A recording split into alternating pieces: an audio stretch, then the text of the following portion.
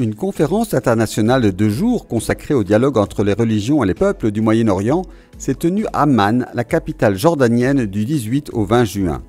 Les médias et leur rôle dans la défense de la vérité, tel est le titre de la réunion organisée par le Conseil des patriarches catholiques de l'Orient, le Centre catholique d'études et de médias, en collaboration avec la plateforme pour le dialogue et la coopération entre les responsables religieux et les institutions du monde arabe et l'Office du tourisme jordanien.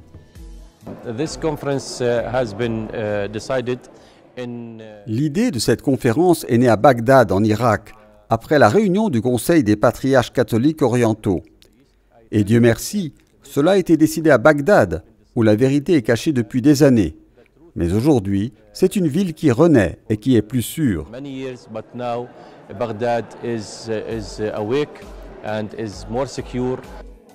Des réunions réunissant des représentants des patriarcats catholiques du Moyen-Orient et des journalistes de différents centres de communication leur ont permis d'écouter les expériences vécues dans leur propre pays, ainsi que le rôle des médias dans la diffusion et la défense de la vérité. Comme Jésus a detto, dite la verità e non avete paura. E noi in Oriente, questi giorni, Dis la vérité et n'aie pas peur, dit Jésus. Au Moyen-Orient, en ce moment, on parle de guerre, des difficultés que nous rencontrons dans nos pays. Mais nous devons dire la vérité pour notre peuple et pour la paix. Per i nostri fedeli, per il popolo, per tutto il mondo, e chiediamo sempre la verità per la pace. To be united under the... Humanité, c'est le mot sous lequel nous devons nous tenir pour diffuser un message de paix à travers des articles, des reportages, des documentaires, des films. Grâce à cette mission, nous pouvons évangéliser d'une manière ou d'une autre au milieu des pays musulmans en diffusant des informations chrétiennes. En mai dernier, le pape François avait justement souligné l'importance de la liberté des médias, condamnant les fausses nouvelles.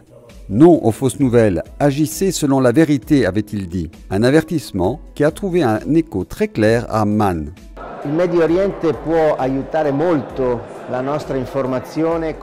Le Moyen-Orient peut beaucoup nous aider pour notre information en partageant et en diffusant des nouvelles, des faits, des histoires positives ou négatives, mais toujours avec des informations fondées, ne reposant pas sur la haine, la désinformation et les fausses informations. Non basata sull'odio, sulla disinformazione e sulle fake news.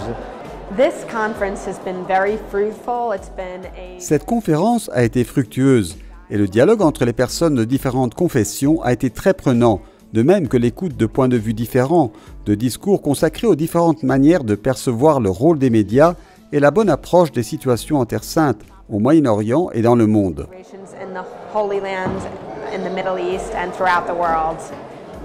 La signature du Code d'éthique des médias a été le point culminant de ces 2 journées de réunion. De nombreux points ont été touchés, de l'utilisation correcte des médias sociaux à la moralité, en passant par le respect de la dignité humaine et la garantie de la dignité des religions et des symboles religieux d'autrui.